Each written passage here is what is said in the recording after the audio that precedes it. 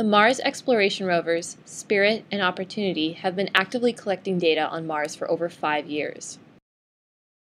Throughout the mission, the two rovers have taken tens of thousands of images, executed thousands of daily plans, and scientists have created hundreds of targeting metadata.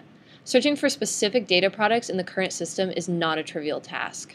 To assist scientists in searching for mission data, we look to familiar web paradigms. Online shopping sites, such as Newegg, assist their users to search for products with navigation bars. Features like previewing the number of search results after narrowing a search and editable breadcrumbs help shoppers find the product they're looking for with greater ease.